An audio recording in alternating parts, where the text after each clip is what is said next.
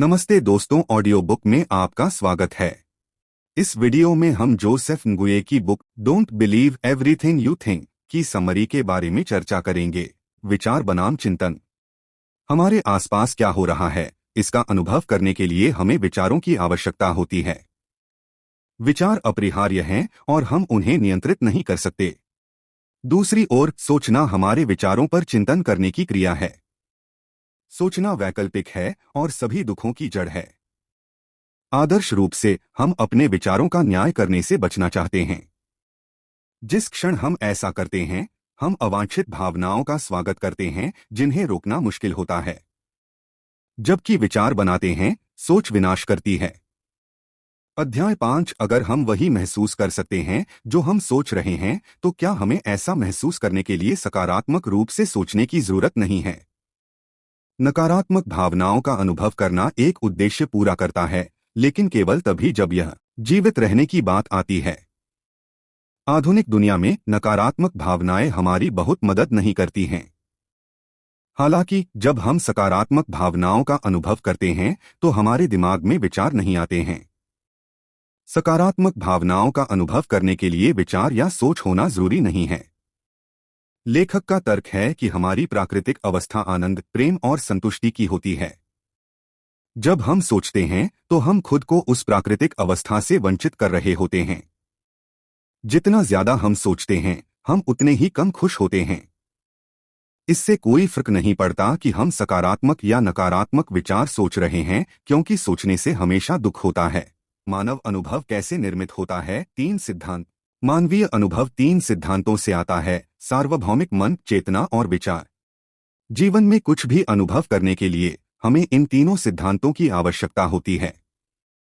सार्वभौमिक मन जीवित चीजों के पीछे की बुद्धि है। यह बताता है कि पेड़ कैसे बढ़ते हैं या हमारा शरीर कैसे खुद को ठीक करना जानता है। इसी तरह यहीं से विचार आते हैं।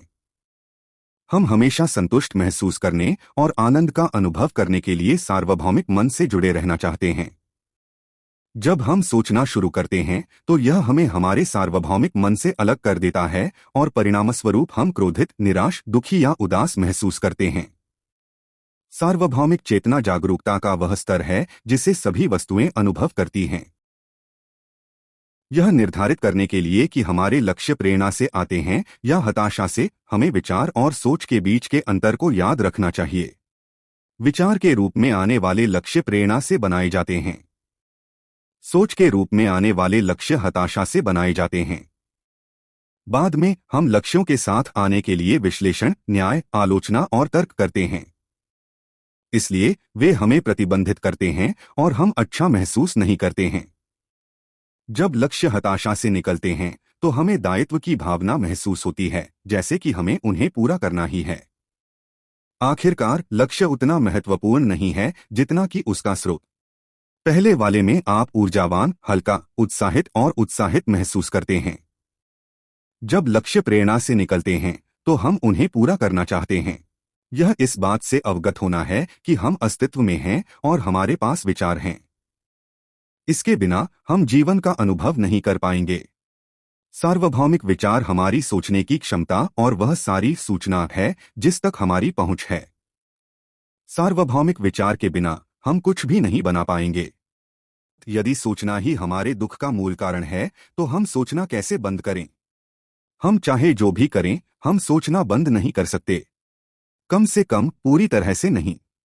ऐसा कहने के बाद हम सोचने में लगने वाले समय को इस हद तक कम कर सकते हैं कि वह कम से कम होता जाए। विचार यह है कि हमारे दिमाग में आने वाले विचारों को बहने दें और साथ ही हम विचारों की मात्रा को कम से कम करें। प्रवाह को बनाए रखें, जबकि हम उन पर खर्च किए जाने वाले समय की मात्रा को कम करते हैं। हम बहुत अधिक सोचते हैं और हमें इसके बारे में पता होना चाहिए। इसे रोकने का सबसे अच्छा तरीका है अपने दिमाग को शांत होने के लिए कुछ जगह देना। आखिरकार हमारा दिमाग साफ हो जाएगा। आप जो भी करें उससे लड़े नहीं, क्योंकि चीजें और भी खराब हो जाएंगी। सबसे अच्छी बात जो आप कर सकते हैं वह है जाने देना। हमारी प्राकृतिक अवस्था आनंद, पूर्णता, स्पष्टता, शांति और प्रेम की है। हम इसे भूल जाते हैं, लेकिन हम हमेशा इसे वापस पाने से एक पल दूर होते हैं। अध्याय 8 हम बिना सोचे समझे दुनिया में कैसे कामयाब हो सकते हैं। प्रवाह वह मानसिक स्थिति है जिसे आप तब प्राप्त करते हैं जब आप समय और स्थान की समझ खो देते हैं, क्योंकि आप किसी ऐसी गतिविधि में खो जाते हैं जिसे आप पसंद करते हैं। जब ऐसा होता है, आपके दिमाग में कोई विचार नहीं चल रहा है। हमारे शीर्ष प्रदर्शन की अवस्था में कोई भी विचार नहीं होता है, और अगर विचार उभरते हैं तो हम उनसे जुड़ते नहीं हैं। हम न केवल विचारों से मुक्त होते हैं बल्कि भावनाओं से भी मुक्त होते हैं। जब हम अपना सर्वश्रेष्ठ प्रदर्शन कर रहे होते हैं तो हम सहज और अवचेतन रूप से कार्य कर रहे होते हैं। यह हमें असीम बनने की क्षमता देता है। यदि हम सोचना बंद कर दें तो हम अपने लक्ष्यों, सपनों और महत्वाकांक्षाओं के बारे में क्या करेंगे। विचारों और सोच का स्रोत यह निर्धारित करता है कि हम दुख का अनुभव करेंगे या नहीं। इसी तरह हमारे लक्ष्यों और महत्वाकांक्षाओं का स्रोत यह निर्धारित करेगा कि हम उनके बारे में सकारात्मक सोचेंगे या नहीं। हमारे लक्ष्य दो स्रोतों से आते हैं, प्रेरणा या हताशा। जब हमारे लक्ष्य हताशा से आते हैं तो हम अभाव और अत्यावश्यकता का अनुभव करते हैं। परिणामस्वरूप हमारे लक्ष्य बोझ बन जाते हैं और हम आंतरिक के बजाय बाहरी रूप से देखते हैं। यदि हम अपने लक्ष्यों को पूरा कर लेते हैं तो हम हताशा में एक और लक्ष्य निर्धारित कर लेते हैं और चक्र दोहराया जाता है। ये लक्ष्य हमें खालीपन का एहसास कराते हैं। जब हम प्रेरणा से लक्ष्य बनाते हैं तो हम प्रेरित और प्रेरित महसूस करते हैं। ये लक्ष्य बहुतायत की जगह से आते हैं। लेखक को लगता है कि ये लक्ष्य हमसे बड़ी किसी चीज से आते हैं और वे इसे दिव्य प्रेरणा कहते हैं। यह निर्धारित करने के लिए कि क्या हमारे लक्ष्य सही हैं। बिना शर्त प्यार का मतलब यह जानना नहीं है कि आप किसी से क्यों प्यार करते हैं, बल्कि यह जानना है कि आप उससे प्यार करते हैं। किसी से प्यार करने के कारणों को बताना सशर्त है, क्योंकि अगर वह व्यक्ति उन गुणों को खो देता है तो आप उससे प्यार करना बंद कर देंगे। बिना शर्त प्यार किसी से बिना किसी कारण के प्यार करना है। यह उस तरह का प्यार है जो तर्क से परे होता है। इसी तरह बिना शर्त सृजन नाम की कोई चीज होती है, और यह सृजन का सबसे शुद्ध रूप है। सृजन के इस रूप से जो कुछ भी निकलता है वह नया, अभिनव, रचनात्मक और क्रांतिकारी लगता है। ऐसा तब होता है जब आप किसी चीज को उसके अपने हित के लिए करते हैं, न कि किसी चीज को पाने के लिए। जो आपको निर्विचार की स्थिति में लाने में मदद कर सकता है वह है सक्रिय अनुष्ठान। यह एक सुबह की दिनचर्या है जिसमें आप जागते ही गति बनाना शुरू कर देते हैं ताकि पूरे दिन इसे बनाए रखना आसान हो जाए। अध्याय 12 कुछ भी अच्छा या बुरा नहीं है।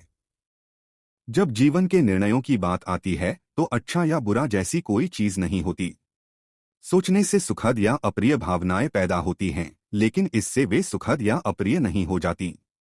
अनुभवों की हमारी व्याख्या यह निर्धारित करती है कि हम कैसा महसूस करते हैं। क्या सही है या क्या गलत, इस पर ध्यान देने के बजाय हमें तथ्यों को इंगित करना चाहिए, क्योंकि तथ्य व्यक्तिपरक नहीं होते हैं। बिना सोचे समझे आप कैसे जानेंगे कि क्या करना है।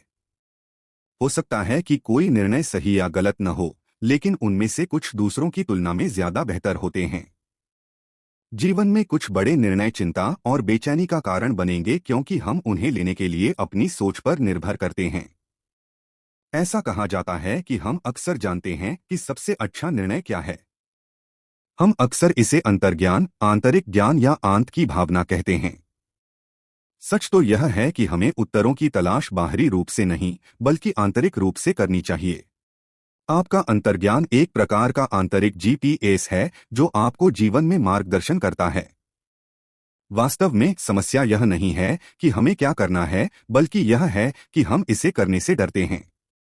तो यह थी don't believe everything you think book की पूरी समरी। ऐसे ही बेस्ट सेलर बुक्स के बारे में जानने के लिए जुड़े रहे ऑडियो बुक चैनल से, और लाइक, शेयर और सब्सक्राइब